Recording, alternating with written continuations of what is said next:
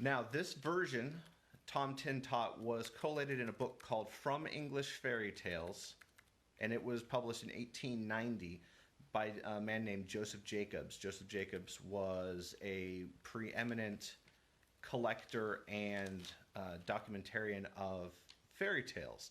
And he published a couple of books, English fairy tales and I think more English fairy tales, all in the late 1800s, where he took these stories, mostly English stories, and he put them into a book, and he sort of went and found all the different variations, and he studied those, and he has a lot of very good work into English fairy tales.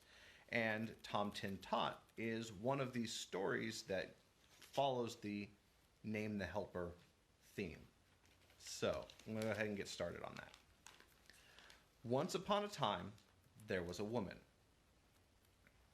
and she baked 5 pies. And when they came out of the oven, they were that overbaked and the crusts were hard to eat. So she says to her daughter, "Daughter," she says, "put you them there pies on the shelf and leave 'em there a little, and they'll come again." She meant, the crusts would get soft. But the girl, she says to herself, "Well, if they'll come again, I'll eat them now." And she set to work and ate them all, first and last. Well, come supper time, the woman said, "Go you and get one of them pies. I dare say they've come again now." The girl went and she looked, and there was nothing but the dishes. So back she came and says, "No, they ain't come again." "Not one of them?" says the mother. "Not one of them," says she. "Well, come again or not come again," said the woman, "I'll have one for supper." "But you can't if they ain't come," said the girl. "But I can," says she. "Go you and bring the rest of them." "Best or worst or rest," says the girl, "I've ate them all, and you can't have one till that's come again." Well, the woman was done, and she took her spinning to the door to spin, and as she span, she sang, "My daughter has eaten 5 pies, 5 pies today. My daughter has eaten 5 pies, 5 pies today." The king was coming down the street, and he heard her sing, but what she sang he couldn't hear, so she stopped and said, "What was that there singing, my good woman?" The woman was ashamed to let hear what her daughter had been doing, so she sang instead, "My daughter has spun 5 skeins today, 5 skeins today. My mother has spun 5 skeins today." "Star," says the king, "never heard tell of anyone who could do that." Then he said, "Look you here, I want a wife, and I'll marry your daughter. But look you here," says he, 11 months out of the year she shall have all she likes to eat, and all the gowns she likes to get, and all the company she likes to keep. But the last month of the year, she'll have to spin 5 skeins every day, and if she don't, I shall kill her." "All right," says the woman, for she thought that a grand marriage this would be. And as for the 5 skeins, well, when that time came, there'd be plenty of ways of getting out of it, and likely he'll have forgotten all about it. Well, so they were married, and for 11 months the girl had all she liked to eat, and all the gowns that she'd like to get, and all the company she'd like to keep. But when the time was over, she began to think about the skeins and to wonder if he'd had 'em in mind. But not one word did he say about 'em, and she thought he'd wholly forgotten. However, the last day of the last month, he takes her to a room she'd never seen before. There was nothing in it but a spinning wheel and a stool, and says he, "Now, my dear, here you'll be shut in tomorrow with some victuals and some flax, and if you haven't spun 5 skeins by the night, your head'll be off." And away he went about his business. Well, she was frightened. She'd always been such a gatless or careless girl that she didn't so much as know how to spin, and what was she to do tomorrow with no one to come nigh her to help her? She sat down on a stool in the kitchen, and how did she cry! A sort of knocking low down on the door. She up and opened it, and what she sees but a small little black thing with a long tail. It looked up at her right curious and said, "What are you a-crying for?" "What's that to you?" says she. "Never mind," said he, "but tell me what you are crying for." "That won't do me no good if I do," she says. "You don't know that," it said, twirling its tail around. "Well," says she, "that won't do no harm if that don't do no good." And she upped and told about the pies and the skeins and everything. "This is what I'll do," says the little black thing. "I'll come to your window every morning and take that flax and bring it spun at night." "What's your pay?" says she.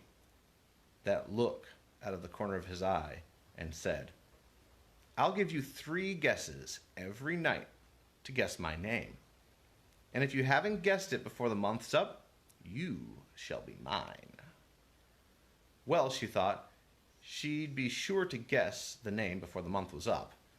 "All right," says she, "I agree." "All right," it said, and how it twirled its tail. The next day, her husband took her up into the room, and there was the flax and a day's worth of food.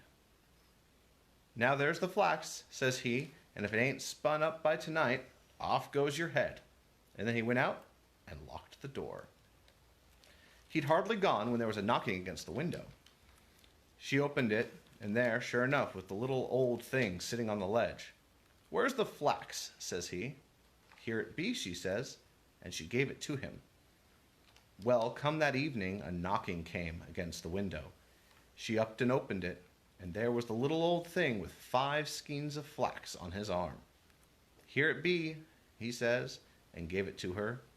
"Now, what is my name?" says he. "Well, what is that bill?" says she.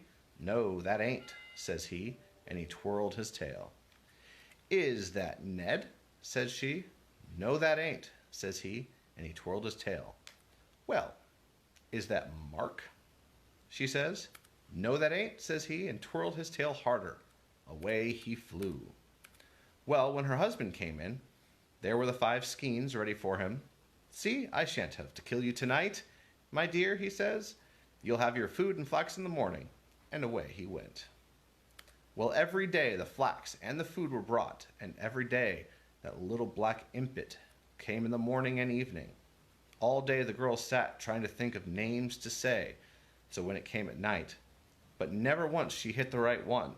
And as it got toward the end of the month, the impet began to look so maliceful and twirled its tail faster and faster each time she gave a guess.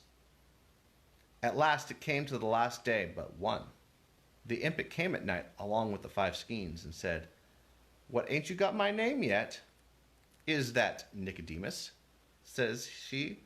"No, 'tain't," it said. "Is that Samly?" says she.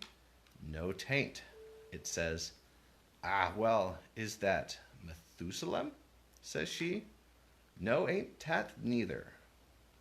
Then that looked at her with eyes like coals of fire and said, "Woman, there's only tomorrow night, and then you'll be mine." Away it flew. Well, she felt horrid. However, she heard the king coming along the passage. In he came, and when he sees the 5 skeins, he says, "Well, my dear, I don't know, but what you'll have your skeins ready tomorrow night, and I reckon I shan't have to kill you. I'll have supper in here tonight." So they brought in supper and another stool for him, and they sat and they ate. Well, he hadn't eaten a mouth or two when he stops and begins to laugh. "What is it?" said she. "Oh, why," he says, "I was hunting today, and I got away to a place in the wood I had never seen before. And there was an old chalk pit, and I heard a kind of sort of humming. So I got out of my horse, and I went right quiet to the pit, and I looked down. And what should I see but the funniest little black thing you've ever set eyes on. And what was it doing but it had a little spinning wheel, and it was spinning wonderfully fast and twirling its tail. And as it sat and span, it sang, "Nimmy, nimmy, not, my name's Tit Tot." Well, when the girl heard this, she felt as if she could have jumped out of her skin for joy, but she didn't say a word. Next day, the little thing looked so maliceful when it came for the flax. And when the night came, she heard the knocking against the window panes. She opened it up, and it came right in on the ledge.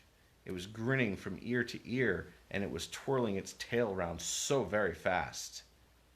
"What's my name?" it said, giving her the skeins. "Is that Solomon?" she said, pretending to be afraid. "No, tain't," it said, and it came further into the room. "Well, is that Zebedee?" she said again. "No, tain't," said the impet. "Next guess and you're mine," and stretched out its black hands towards her. As she backed up a step or two and looked at it, she laughed out loud and says, pointing her finger, "Nimmy, nimmy, not, your name's Tom Tit Tot." Well, when that heard her, it gave an awful shriek, and it away flew into the dark, and she never saw it anymore.